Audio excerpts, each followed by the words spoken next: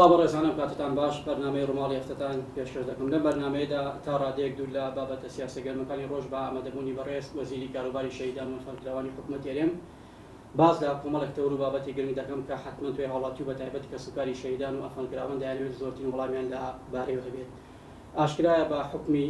مێژووی ڕابردوو بە حکمی ئەو هەموو قوربانی کاروباڕووی میلەتی ئێمە بۆتەوە وەزارەتی شەهیدانی حکوومەت هێرێمێکێکە لەو وەزارەتانەی کە زۆرترین خەڵکانی لەدەور کۆبەتەوە بەتایبەت کە سوکاری شەهیدان بەرکەوتەی چەکی کیمیایی و زیندانەی سیاسی چاوەڕانێکی زۆریان لە خودی وەزیر و حتمما حکوومەت هێرێمیشەیە. لە ماوەی 2 ساڵی ڕابردووی کارکردنی وەزارەتی شەهیدان و ئەنفەرکراوەکانی حکوومەت هێرێم ئەو بەرنامەی کە لە سەروبەندی ئەم کابینەیەدا وەک کارنامەی ئەم وەزارەتە ڕایانگەیان چۆنی لێ جێبەجێکراوە بەدەمەوە هاتنی حکوومەت هێرێم بۆ بەرنامە و پلانەکانی ئەمان چۆن بووە لە ئاستێکدا بۆ کە بتوانێت پلانی پێشوەختەی وەزارەتەکە تا ئێستا کە من گفتوگۆ دەکەم لەگەڵ جەنابی وەزیر وەکو خۆی جێبەجێکرا بێت ئەگەر خەلەلێک گرفتێک لە ماوەی ڕابردووە بوو بێت لەم وارەدا تواناوە ڕاست بێتەوە لەگەڵ هەموو ئەمانە من حتمما پرسیاری دیکەم لە میوانەکەم دەبێت سەبارەت بە لێبڕینی موچەی فەرمانبەران کە حتمما بەڕێزن ئەندامی ئەنجومەنی وەزیرانن ڕەنگە دوور و نزیک ئاگاداری ئەم بابەتە بن. با خۆشحاڵی میوانداری بەڕێز کاک عەبدوڵڵای حاجی محمود وەزیری کاروباری شەهیدان و ئەنفەرکراوانی حکوومەتی هەرێم کورد. کاک عەبدوڵڵا سوپاس بۆ ئەم دەرفەتە. زۆر سپاستانەکە. ئەگەر پرسیارەکە بە شێوەیەکی گشتی ئاوا بیکەم جۆری ئیشکردنی ئەم کابینەوە بەلاتەنەوە چوونە لە چوارچێوەی وەزارەتی شەهیدان ئەو ئاستانە و ئەو سێکتەرانە کامانەیە کە لە سەروبەندی سەرخواردنی وەکو وەزیر ئیشتان لەسەر کردووە. بەڵێ زۆر سپاس. تەبعاً سپاسی کەناڵەکەی جەنابیشتانەکەم تەلەڤیزیۆنی سلێمانی. ئەلبەتە ئێمە ئەم کابینەیە توانم بڵێم هاتینە سەر کۆمەڵێک کێشە و مەشاکیل.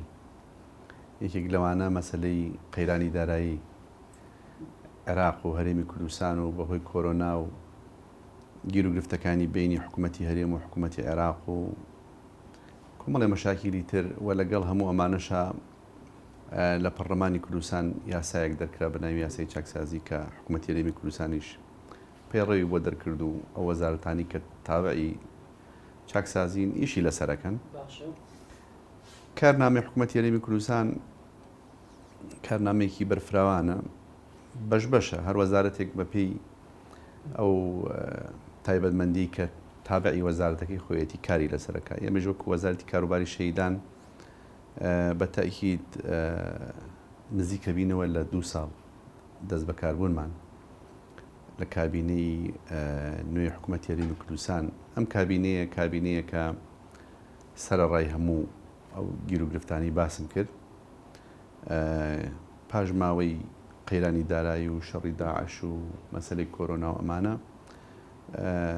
بەجددی ئیشەکە و لێبڕاوانە کارەکە بۆ ئەوەی ئەو هەموو گیر و گرفتانە تێپەڕێنێ کە لە ڕابردووە هەبووە و ئیشی باشیش کراوە و تەسەورەکەم یعنی جهودی باش سەرف کراوە بۆ ئەوەی باشترین ئەرک جێبەجێ بکرێ هەم وەک لە کارنامەکە هاتووە هەم وەک ئەو کارانیشی کە ڕۆژانەیەتە پێشەوە هەندێشتیش ئیش و کاری ڕۆژانەیە. حکوومەتی هەرێمی کوردستان درێغی نەکردووە و دەستەوەسان نەوەساوە لە ڕوبەڕووبوونەوەی ئەو گیر و گرفتانی کە هەبوو. بەدل لە هەر وەزارەتێکی دیکە ئێوە جۆرێک لە نزیکایەتی و بەرێکەوتنان زیاتر لەبەر حکوومەتی هەرێمی بەتابەتی بەڕێز کاک مەسعود ئەم بەرێکەوتنە بەرنامەی چییە؟ بۆ نمونە حکوومەت فعلەن ئەم کابینەیەدا و لە چوارچێوەی وەزارەتی شەهیدان دەیەوێت زۆرترین خزمەتی کەسوکاری قوربانیان بکات. ئەم نیەتی هەیە حکوومەتی هەرێم؟ تەمان لە یاسای چاکسازی یەکێک لە وەزارەتانەی کە تابعی چاکسازی وەزارەتی کاروباری شەهیدانە و وەزارەتی کاروباری شەهیدانیش بە چەند مادە و بڕگەیەک هاتووە لە یاسای چاکسازی و یاسای چاکسازی لە پەرلەمان دەرچووە و ڕێنماییشی لە ئەنجومەنی وەزیران بۆ دەرچووە. تابعی وەزارەتەکەی ئێمەش کۆمەڵێ جگە لەو پەیڕەوانی کە دەرچووە لە ئەنجومەنی وەزیران کۆمەڵی ڕێنماییمان دەرکردووە کۆمەڵە ڕێکارمان دەرکردووە پەیوەست بە کاروبارەکانی وەزارەتی کاروباری شەهیدان و ئەنفالکراوان مەسەلەی پیاچوونەوە بە لیستی شەهیدان مەسەلەی زیندانیانی سیاسی مەسەلەی تاقانەکانی جینۆساید بەرکەوتەی چەکی کیمیایی مەسلەی ئەو گیر و گرفتانی کە هەبووە پێشتر بە فەرمان کراوە هەندێکی نایاسایی بووە کە یاسای چاکسازی هەمووی ئیلغاکاتەوە. پێشەوەی مەسەر بە دیاریکراوی ئەو سێکتەرانی کە وەکو یاسای چاکسازی بەر وەزارەتی ئێوەکەوت و ئیشتان لەسەر کردووە. بەڵام پێشەوە دەبێت پێم بڵێ بۆ نمونە ئەوەی تا ئێستا جێبەجێ کراوە بە ئاراستی خزمەتکردنی کەسوکاری قوربانیان تو خودی وەزیری شەیدانی ڕازی یاخود نوحیە و لەوە زیاتر دەبێت نەخێر ئەم پرۆسەیە تا کۆتایی کابینەکە بەردەوام بێت. مەسەلەی چاکسازی پرۆسێکی بەردەوامە. باشە. چاکسازی یعنی بەردەوام ئەبێ مەسەلەی پێداچوونەوە و پاکردنەوە و زیاتر مەسەلەی یاسای چاکسازی ئەوەندەی مەسەلەکە مەسەلەیەکی دادپەروەریە ئەوەندە چاومان لە شتی تر نییە و بۆ ئەوەی ئەو گیر و گرفتانی هەبووە یا هەندێک بە حکمی قۆناغەکانی خەباتی گەلی کوردستان و حکومداری لە هەرێمی کوردستان هەندێک جار هەندێشت کراوە بە فەرمان کراوە. ئەم فەرمانانە بەپی قۆناغەکان جیاواز بووە لەگەڵ ئێستا لەبەرەوە یاسای چاکسازی ئەوانەی ئیلغا کردوێتەوە. هەر بڕیارێک هەر فەرمانێک هەر کارێک کرابێ لە دەرەوەی یاسای چاکسازی هەڵی وەشانوێتەوە کە هەڵی وەشانوێتەوە ئەبێ عیلاجێکی بۆ بکە ئەبێ چارەسەرێکی بۆ بدۆزیتەوە کەوا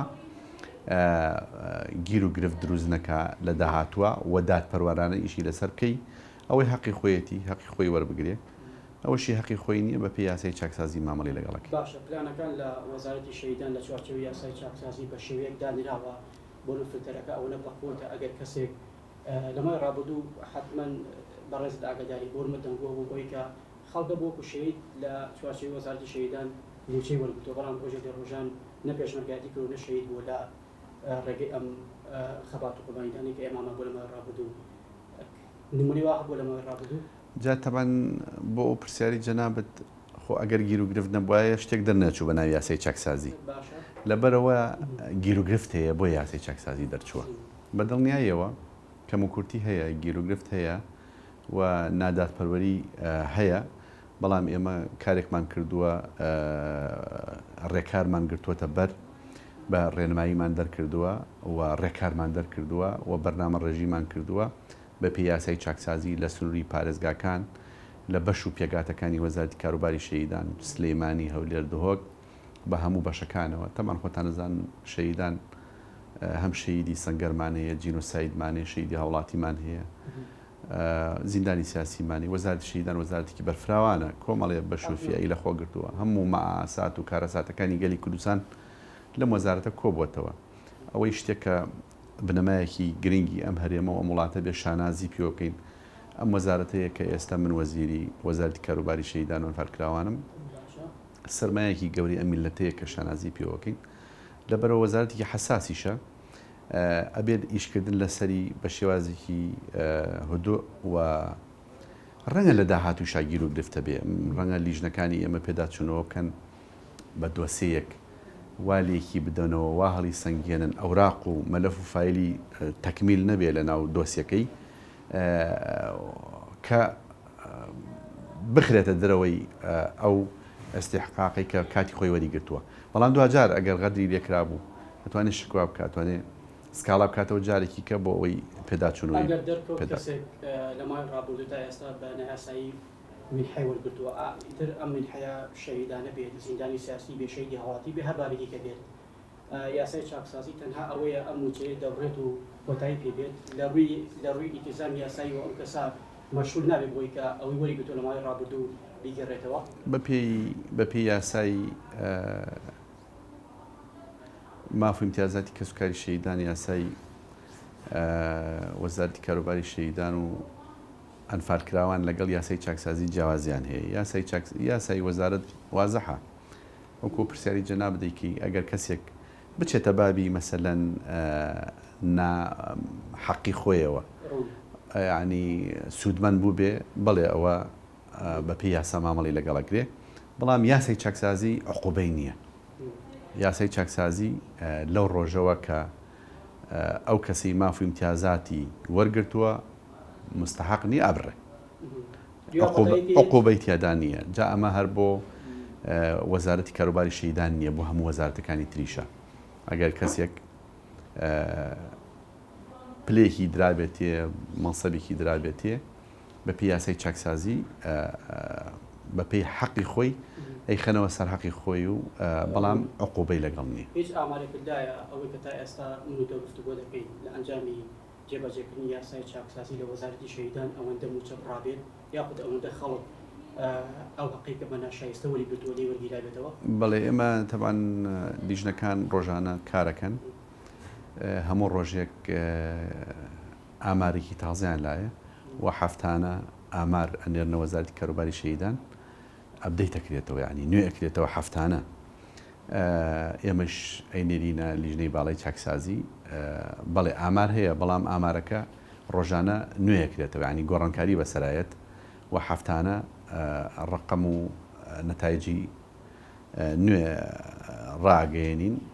ئەینێرینە لیژنەی باڵای چاکسازی و راپۆرتێکیشمان هەبوو بۆ پەرلەمانی کوردستان و سێ مانگ جارێکیش ئاماری کاملمان هەیە.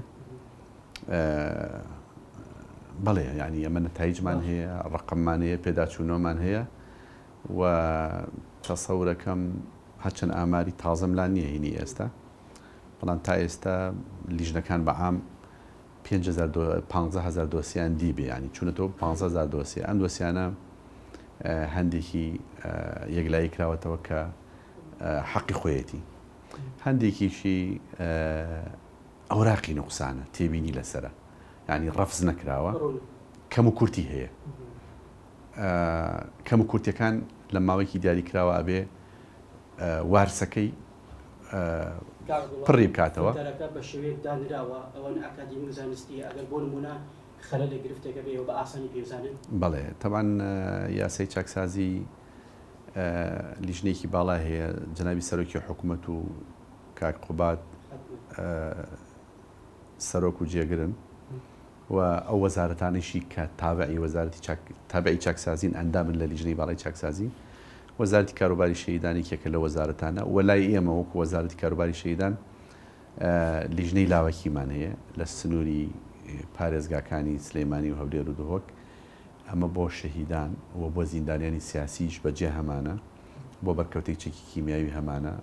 پێداچوونەوە لیژنەی تازەمان دروست کردو بۆ سکاڵا، لیژنەمان هەیە بۆ بەرکەوتەی بۆ تاقانەکانی جینۆساید، لیژنەمان هەیە بۆ بەرکەوتێکێکی کیمیاوی. یعنی وەزارەتەکە وەزارەتێکی بەرفراوانە، بەڵام ئەمەلێکەش یعنی ئەوەی خەڵک تەسەورەکە ینی لە ماوەی هەفتەیەک 2 ڕۆژ 3 ڕۆژ مانگێک ئەو پرۆسەوان نییە، چکە جاری وا هەیە دۆسیەک هەڵەیەیتەوە سەیرەکەی ئەم دۆسیە قسە هەڵەگرێ، جاری وا هەیە تاقێک یعنی ڕۆژێک لەسەر دۆسیە گفتوگۆ ئەکرێ نەتایجیشی هەر نابێ، ئەم دۆسیە لا ئەدرێ لیژنە هەیە بە دواداچوونی بۆ ئەکەن بۆ ئەوەی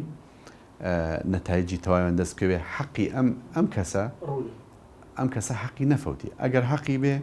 حەقی خۆی وەرگری، ئەگەر مافیشی نەبوو بە پیاسی چاکسازی مامەڵی لەگەڵاکرێ. هەندێک دۆسیش هەیە یەکسەر خۆیدا یعنی ڕوونە، قسە هەڵ ناگرێ، سەیرەکەی مەسەلەن ڕۆژی شەید بوونی تایە، ئاماری تایە. ئەم مردبینیکردنە تەنها لە ناوخۆی هەرێمی کوردستان دەکرێت یاخود بوون ئێستا ئێمە زیندانی سیاسیمان هەیە، یعنی بۆ ئەمە پێویستیتان بە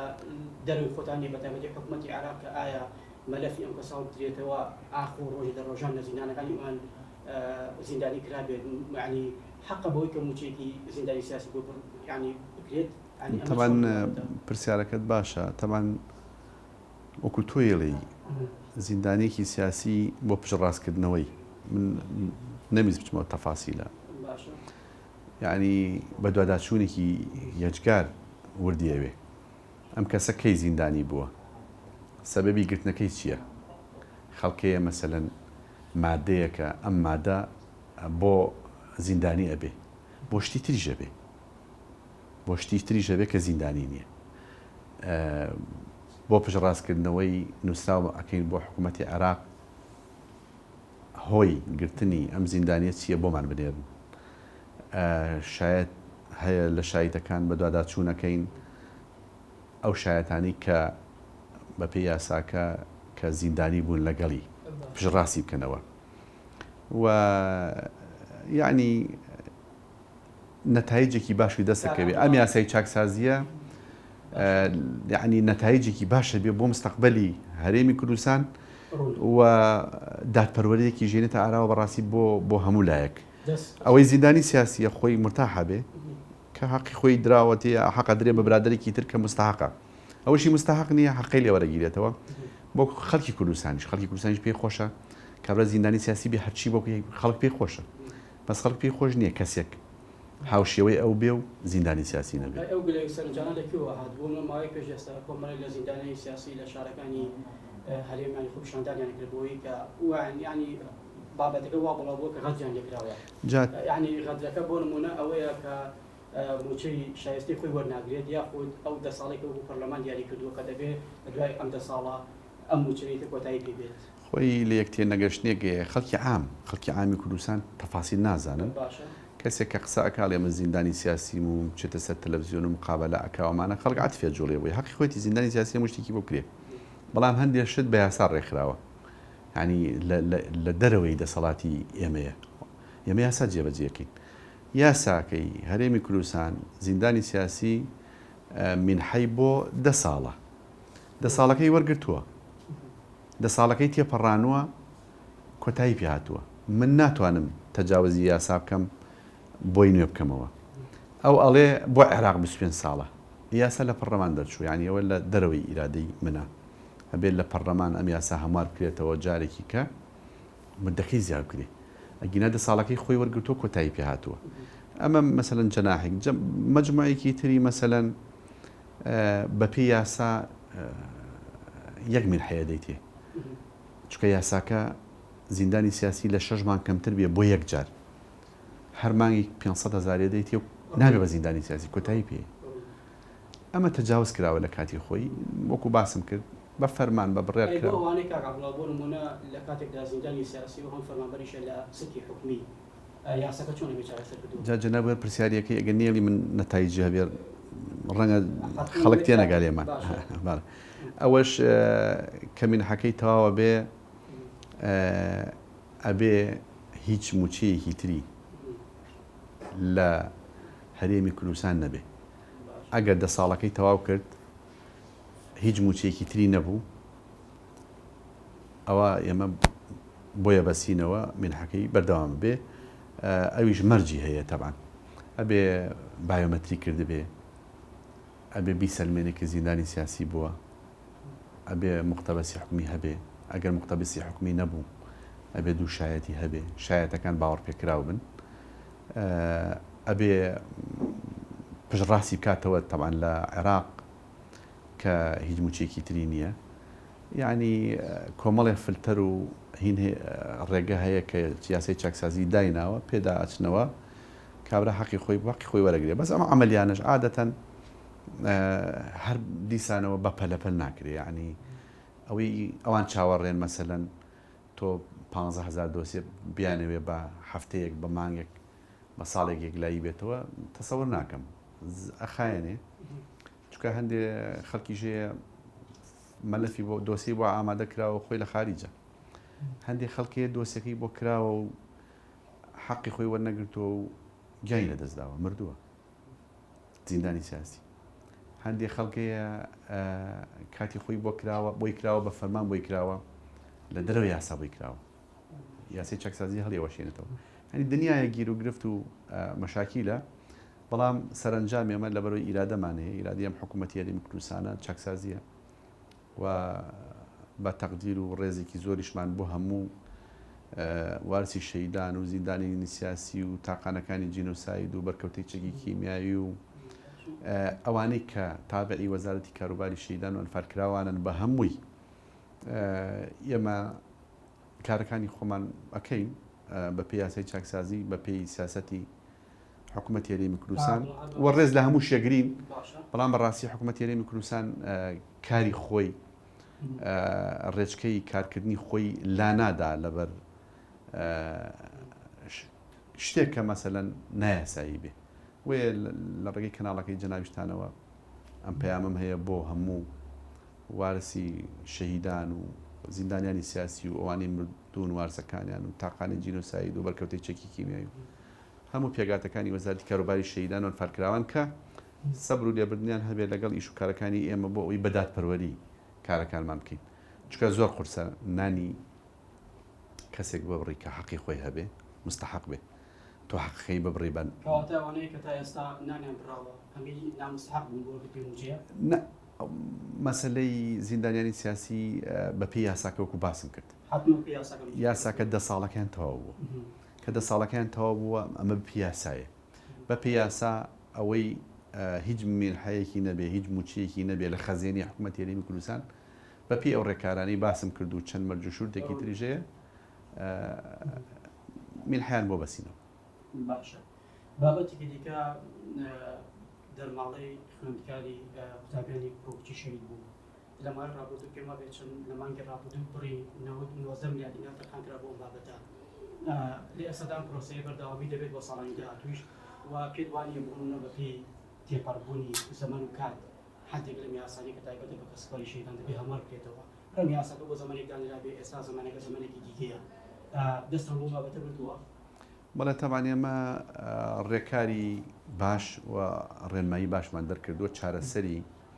گیر و گرفتەکانی تابعی وەزارەتی کاروباری شەهیدان بە هەموو فئەکانەوە کردومانە و لێرەوە ئەمەوێ ڕای بگەێنم کە ئێمە وەکو جەنابەت وتت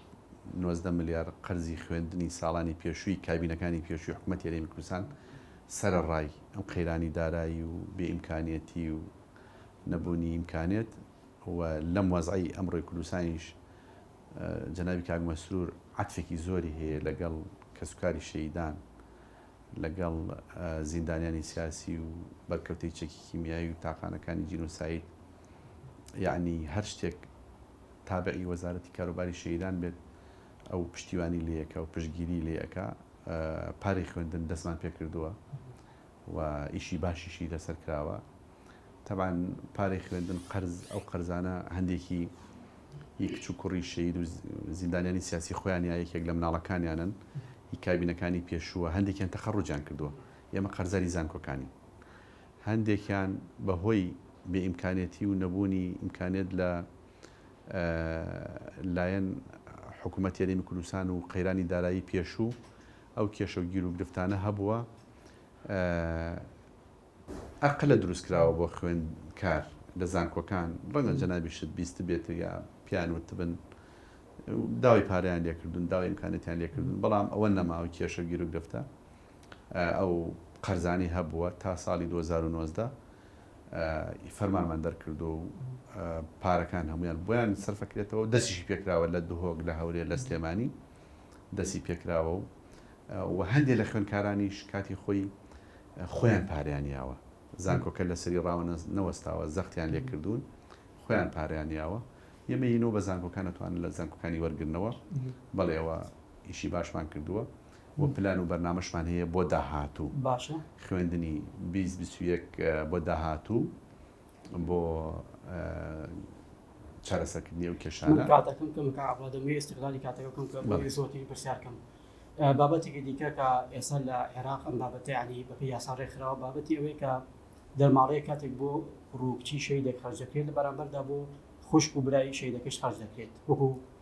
کرێی خوێندن بۆ لێرەوانی یعنی بۆ نمونە بۆ ئەم جیاوازە کراوە کاتیەوە نهاتووە کە ڕاست بێتەوە هیچ بەرنامە پلانەکەی بۆ ئەوەی کە خوشک و برایەکی شەهید هاوشێوەی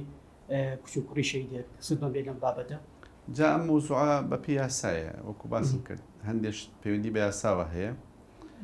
و بە سەراحەتیش شتی باش کراوە ینی حکوومەتی هەرێمی کوردستان لە سەرەتاوە تا ئێستا شتی باشی کردەوە بۆ کەسوکاری شەهید بە پێی یاساکەتەوان جیاوازیش هەیە ئێمە لەگەڵ حکوومەتی عێراقی بەڕاستی لەگەڵ ڕێز و تەقدیرم بۆ گەلانی بڵێن پێکاتەکانی تری عێراق کە ئەوانیش شەیدیانێ و تەسیحیان داوە بەڵام هەموویان کۆکەیتەوە سەرەڕای زۆری دانیشتوانی عێراق بەگشتی و لە چاو هەرێمی کوردستان کە 5 محافەزەیە بە هەڵەبجەوە بڵین بە کەرکووکیشەوە ئەوان لە چاوی ئێمە خۆتەزانی گەلی کوردستان خاوەنی شەیدێکی زۆرە کیمیابارانە ئەنفالە شەیدی سەنگەرە هاوڵاتیە ئەوان جیاوازن لەگەڵ ئێمە یعنی بەدەست ڕژێمەیەک لە دوایەکانی عێراقەوە چەساوینەتەوە لە ناو براوین تەسفیە کراوین جینۆساید کراوین ئەنفال کراوین ئێمە شەیدێکی زۆرمانەیە ئەوان ڕەنگە وەکو ئێمە نەبن بارگرانی دارایی زیاتر لەسەر ئێمە دروستە بێ بەڵام ئەوەیش بە پیاسە هاتووە کە لە یاساکانە هەندێک لە یاسانە بێت تۆ ناتوانانی مارەسی بکەیت وەڵامەکانی خۆتوبیر نەچێتەوە حکوومەتی عێراق لەم بابەتەدا هیچ ئیلزامێکی یاسایی دەکەوێت ئەستۆ یعنی بۆ نمونە بەبێ مادەی 32 دەستوری عێراق حکوومەتی عێراق ملزمە کە تەواوی ئەو قەرەبۆی کە لە گەلی کورد کەوتووە لە قۆناغە جێجەکانی مێژوو دەبێت پابند وایە بۆ تا ئێستا پابند نەبووە خۆی حکوومەتی عێراق مەفروزە قەرەبووی زەرمەندبوانی گەلانی عێراق بەگشتی بکاتەوە لە ناویشانە گەلی کوردستان جا زەرمەندبوان کیمیابارانە ئەنفالە ڕاگواستنی گوند و شار و شارۆچکەکانی کوردستانە لە حاجۆ مەران هەتا چەمچەماڵ تا پێنجێن و هەڵەبجە و سەی سادەق و هەتا ئاگاتە مەسەلەن باوەنور و خانەقین و ئەم شوێنانە هەمووی خۆتان نەزانن زۆربەی زۆریان تەخت کران وێران کران کاتی خۆی حکوومەتی هەرێمی کوردستان ئامارێکی ناردە و ئامارەی تەقدیمی حکوومەتی عێراق کرد بەڵام حکوومەتی عێراق تا ئێستش ناچێتە ژێر قەرەبووکردنەوەی خەڵکی کوردستان و بە شێوازی جۆرا جۆر خۆیان دزنەوە لەو قەرەبووکردنەوەیە چەند جارێکیش وەفدی دانووسانی حکوومەتی هەرێمی کوردستان ئەم مەسەلانیان باس کردووە و گفتوگویان لەگەڵ کردوون بەڵام لەسەر ڕەڵی ئەوانەش ئێمە هەر بەردەوامە بین و تاکی دەکەینەوە لەسەر خزمەتگوزاری و قەرەبووکردنەوە بەپێی یاساوەگوتەوە باست کرد لە دەستوری عێراق ئاماژەی پێکراوە بەڕوونی بەڵام کێشە و گیر و گرفتەکانی بینی هەرێم و عێراقیش یعنی یەکێکە لەوانە و خاڵێکی جەوهەری ئەو خاڵەیە کە مەسەلەن حکوومەتی عێراق قەرەبووی زەرمەبوانی گەلی کوردستان کراتەوە بەڵام تا ئێستا نەچۆتە ژێرباری و نەداکارەکە سیاسی بۆ یاخود دارایی یعنی بە شێوازی بە جۆر خۆیانە دزنەوە لی یعنی دانی پێدا نانێن ناچنە ژێرباری قەرەبووکردنەوەی خەڵکی کوردستان بەڵام ئەم پرۆسەیە بێ ئێمە هەر بەردەوام بین داکۆکی لەسەر بکەین و بەردەوام بین تا ئەوەی بەپێی دەستوری عێراق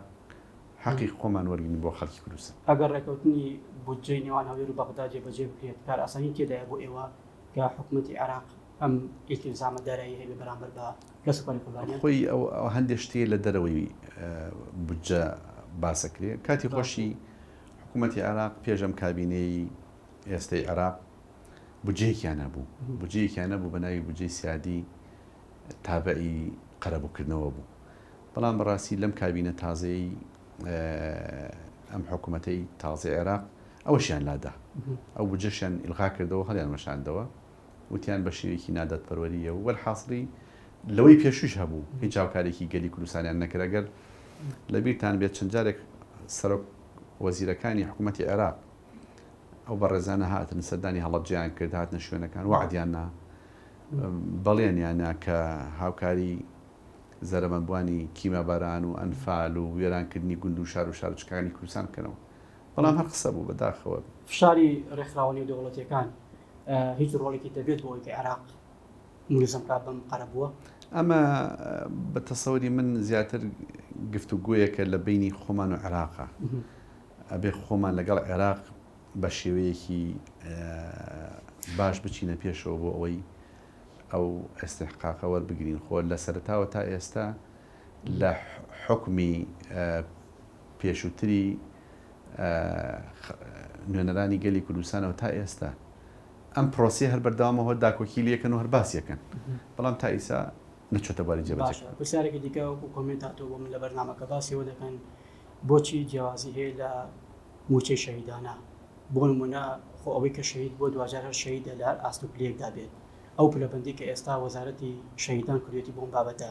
ئێوە بۆ خۆتانەی ڕازین یا خودی چاوڵەکەی بۆ ئەوەی کە ئەم موچەیە بە یەک ئاستوبێ قەبارە و بە یەک حەجم ڕێک بخرێتەوە بەڵێ خۆی بەڕاستی دوو توانین بکەین بە دوو قۆناغ قۆناغێکیان پێش ساڵی 92 تا 91 ئەم قۆناغا پلەبەندێکی حیزبی بووە مؤسسەی قانونیمان نەبوو، یعنی حکومی مەسەلەن وەکو وەزارەتی پێشمەرگە کە لیوا و فەوجی هەیە، وەزارەتی ناوخۆ ئەمەمان نەبووە لە شاخ بەپێی ئێستحقاقی پلەی حیزبی دانراوە. لە دوای ئەمە سکەی خۆی گرتووە قۆناغی دووهەم پلە بەندەکە دیارە، مەسەلەن ئامر سریە، ئامر فەوجە، ئامر لیوایە، فەریقە بەپێی پلەکانی خۆیان هەر کەسێک شەید بوو حەق و مافی خۆی وەرەگری. سەرێشەیەک لەمەی ئێستا سەرێشەمان کەمە نیمانە چکە وازەحە ئەوەی پێشووی کێشە و گیر و گرفتەکە، ئەوەی پێشوویش ئێمە کارمان لەسەر کردووە، ڕێنمایەکمان ئامادە کردووە، ڕەشنووسێک نردوومانە تابعی ئێمە وەزارەتی دارایی و ئەوانەیە لە گفت و گوۆی لەسەر ئەم مەسەلەیە. مەسەلەکە مەسەلەیەکی ئاسانیش نییە، خۆتان نەزانن لە هەشتاکانەوە تا ئێستا تقریبان 40-50 ساڵەکە ئەوە لە 92یەکیش بەدواوە موچە دیاری کراوە ئیشی ئەوێ. بەڵام ئەلموهیم یاسای چاکسازی بۆ ئەم بابەتە ڕۆڵێکی گەورەیە بینێ. یاسای چاکسازی بەس تەسەوری من تایبەت بەم پرسیارەی جەنابەت کردت دادپەروەرێکی باژێنێتە ئاراوە بەپێی یاسای چاکسازی تقریباً نزیکە کاتەوە ئەو ئاستانەی کە بەرزن هێنێتە خوارەوە بەرامبەر بەو ئاستانی کە نزمن تا ڕادەیەک دادپەروەریێنێتە ئاراوە. بەڵام پرۆسەکە لە گفت و گوایە، پرۆسەکە پرۆسێکی ئاڵۆزە و گفت و گوی زیاتریەوێ.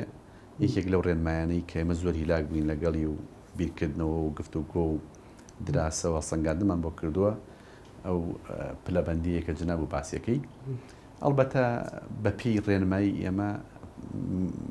مینحەی شەیدی دیاریکراوە 500,000 شەیدی مەسەلەن سەنگەر. بەڵام دوای ئەوە گۆڕانکاری بەسرەیە بۆ پلەی جەناب و باسی کرد. ئەو پلەیش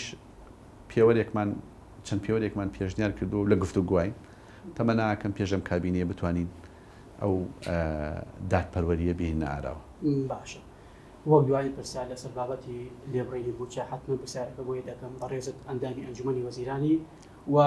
لەانی کەم هەفتانە بەرێکەوتنان لەگەڵ خودی سەرۆک وەزیرانی حکوومەتی هەرێمەیە ئەم بابەتە تاکەی بەردەوام دەبێت بۆ مانگەکانی داهات و فەرمانبەرانی هەرێمی کوردستان چاوەڕێی بکەن. تەوان بەرێکەوتن من نازانم بە چ شێوازی جەناب باسێکی بەرێکەوتنمان نییە، بەرێکەوتنمان نییە، بڵین گفت و گۆمان هەیە بیر و ڕاگۆڕینەوە. تەوان مەسەلەی لێبڕین حکوومەتی هەرێمی کوردستان سیاسەتەکەی ڕوونە و لە ڕێگەی وتەبێژەکەی شێوە چەند جارێک ئەم مەسەلەی ڕوون کردوێتەوە. ئەو داهاتەی لەبەردەسە مانگانە، ئەو داهاتەی لەبەردەسە مانگانە بەپێی بابەکانی وەزارەتی دارایی دابەشەکرێ بەسەر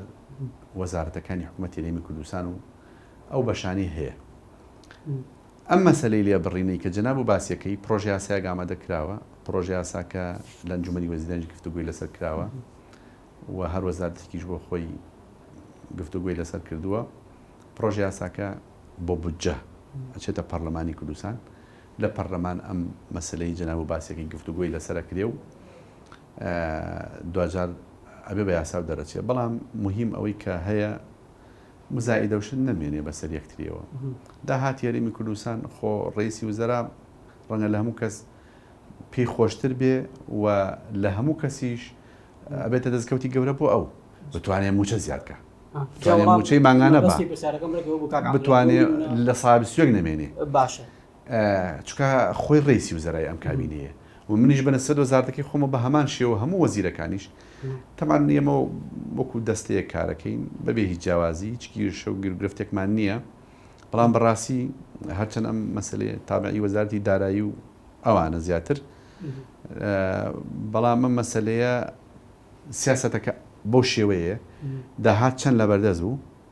بەپێی هەر مانگێک ئەو داهاتی لەبەردەستە دابەشەکرێ بەسەر حکوومەتی هەرێمی کوردستان وەزارەتی دارایی پلانی خۆی هەیە و ڕایەگەیەنێ. ئەبێ شتێکیشمان لەبیر بێ کە ئەوەیە حکوومەتی عێراق تا ئێستا هیچ هاوکارێکی حکوومەتی هەرێمی کوردستان و هیچ بەشە بودجەیەکی نەناردووە سەرەڕای هەموو ئەو کێشە و قەیران و گیر و گرفتانی باسم کرد، شەڕی داعش و قەیرانی دارایی و مەسەلەی کۆرۆنا و ئەم هەموو مەشاکیلەی بەسەر ئەم کابینەیە هات وەمانەوەی قەرز و قەرزە کەڵەکەبووەکانی کابینەکانی پێشووی حکوومەتی هەرێمی کوردستانیش حکوومەتی هەرێمی کوردستان بەردەوامە لە ئیشوکارەکانی و سیاسەتی خۆی بەڕوون و ئاشکرا ڕاگەیاندووە نەشاردوێتیەوە و نە هیچ و حکوومەتی عێراقیش دەبێ خەڵکی کوردستانیش بزانن حکوومەتی عێراقی چاکاری کێمەی نەکردووە تا ئێستا هەر قسەیە ئەرکۆبوونەوەیە ناڵێن نایکەین ناڵێن جێبەجێی ناکەین دەیان جار وەفت خۆتان نەزانن جێگی سەرۆکی وەزیران لەگەڵ شان دەیان جار ئەو شاندی کە لە ئەنجومەنی وەزیران بڕای لەسەردراوە چن گفتوگۆکەن بەردەوامن تام هەفتەی پێشۆش بەڵام تا ئێستا بە عەمەلی حکوومەتی عێراقی چاوکارێکی حکوومەتی هەرێمی کوردستان نەکرد. حکوومەتی هەرێم و حکوومەتی عێراق دەگەنە ڕێکەوتن لەسەر بودجە؟ وەڵی لای ئێمەوە هیچ مەشاکیلێک نییە. حکوومەتی هەرێمی کوردستان بە شەفافی و بەکراوەیی ئەوان تەڵەبیان کردووە نوێنەرانی ئێمە و لیژنەکەی ئێمە بە شەفافیانە بۆیان بردون و پیان ڕاگەاندون بەڵامی تر ماوەتەوە لای ئەوان. تەوقیتی کادەکە هیچ لێوە دیار نییە تەمە ناکەم حکوومەتی عێراقی خۆی نەدزێتەوە لە مافوشایی سەردارایەکانی خەڵکی کوردستان و جیاکاری نەکا لەگەڵ هەرێمی کوردستان و وەسەط و جنوبی عێراق. ئەگەر حکوومەتی کۆمەڵانی خەڵکی کوردستان و گەلی کوردستان و هەرێمی کوردستانیش بەشێکە لە حکوومەتی عێراقی نابێت جیاوازی بکە. ئێمە وەکو حکوومەتی هەرێمی کوردستان سیاسەتمان ڕوونە و شەفافیشین. لیژنەکەشمان ئەوەی ئەوان تەڵەبیان کردووە خستومانتە ڕوو جا ئەوانن لای ئەوانەوەیە کە خۆیان دەدزنەوە لە پشک و شای سەردارایەکانی خەڵکی کوردستان. زۆر سپاس بۆ بەڕێز کاک عەبدوڵڵای حاجی مەحموود وەزیری کاروباری شەیدان و ئەنفەرکراوانی حکوومەتی هەرێم سپاس بۆ ئامادەبوونت کاتمان بردیت. سپاس بۆ تەلەڤیزیۆنی سلێمانیش. دووبارە بەخێر بێت. زۆر سپاس. بینەرانی بەڕێز و خۆشەویست تاتەوەرێکی دیکۆ بەرنامەیەکی دیکە بە هیوای تەندروستێکی باش بۆ هەموو لایەن.